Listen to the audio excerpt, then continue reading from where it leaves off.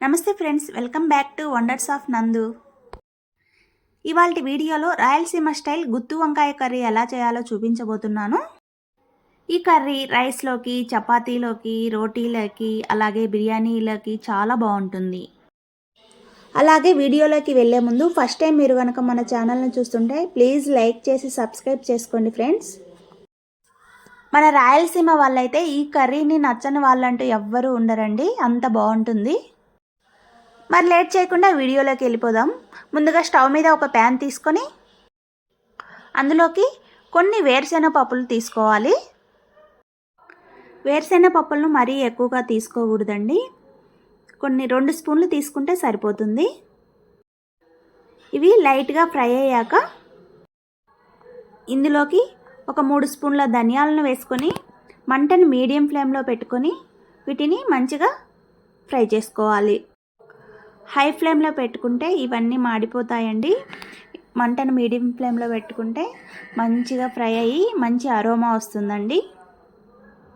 ఇవి బాగా ఫ్రై అయ్యాయి కదా, ఇప్పుడు ఇందులోకి మనం 2 స్పూన్ల నువ్వులను తీసుకొని చిటపటలాడేంత వరకు వేయించుకొని పక్కకు తీసుకుందాం. నువ్వులు వేయడం వల్ల కర్రీ టేస్ట్ అనేది మరింత యాడ్ అవుతుంది. ఇవి చల్లారాక మిక్సీ జార్లోకి తీసుకొని ఇందులోకి కట్ చేసి పెట్టుకున్న ఎండు కొబ్బరిని యాడ్ చేసుకొని మిక్సీ పట్టుకుందాము.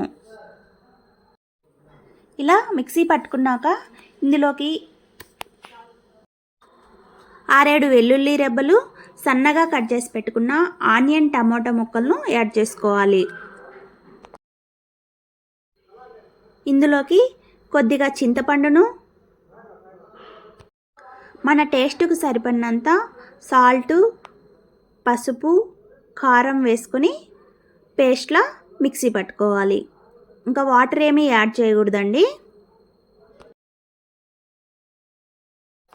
ఇందులో టమోటా, ఆనియన్ ఉన్న తేమే సరిపోతుంది, వాటర్ ఏమీ వేయకుండా మిక్సీ పట్టుకోవాలి. తర్వాత వంకాయలను శుభ్రంగా కడుక్కొని ఇలా 4 ఒప్పులుగా కట్ చేసుకోవాలి. మనం మసాలా స్టఫ్ చేయడానికి ఇలా 4 ఒప్పులుగా కోసుకొని వాటర్లో వేసేసుకోవాలి. ఇప్పుడు ఈ వంకాయలన్నిటికీ ఈ మసాలాని స్టఫ్ చేసుకుందాము.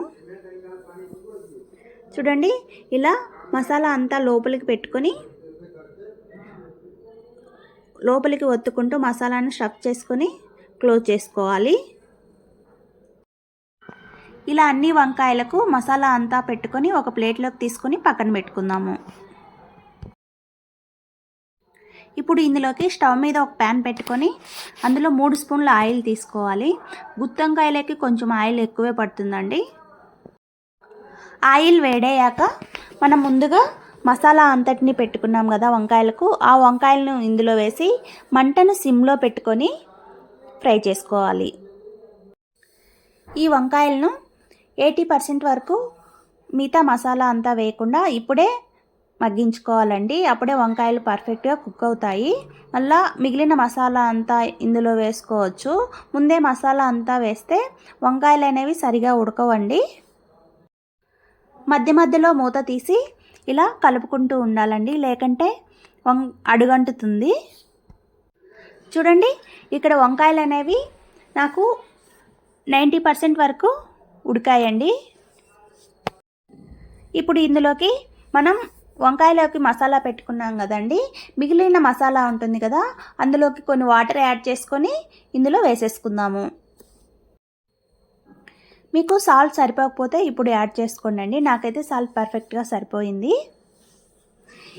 ఈ మసాలా అంతా వేసుకున్నాక ఒకసారి బాగా మిక్స్ చేసుకొని మూత పెట్టి మంటను సిమ్లో పెట్టుకొని ఒక 10 మినిట్స్ పాటు కుక్ చేసుకుందాం. మధ్య మధ్యలో మూత తీసి కూర అడుగంటకుండా లైట్గా కలుపుకుంటూ ఉండాలండి. మనం మసాలా వేసాం కదా, కలపకుండా ఉంటే అడుగంటుతుంది. చూడండి, నాకు ఇక్కడ కూర అనేది చిక్కబడింది. ఇప్పుడు ఇందులోకి కొద్దిగా కొత్తిమీరని యాడ్ చేసుకొని మరో 5 మినిట్స్ పాటు ఉడికించుకొని సర్వ్ చేసుకుందాము. అంతేనండి, మన అందరికీ ఎంతో ఇష్టమైన గుత్తి వంకాయ కూర రెడీ అయింది. మన ఛానల్ని లైక్ చేసి సబ్స్క్రైబ్ చేసుకోవడం అస్సలు మిస్ అవ్వద్దండి ఫ్రెండ్స్. నాకు ఇక్కడ వంకాయలు కూడా చాలా బాగా పర్ఫెక్ట్గా కుక్ అయ్యాయి. మీరు కూడా ట్రై చేసి ఎలా వచ్చిందో కామెంట్ సెక్షన్లో కామెంట్ చేయండి. Thanks for watching friends.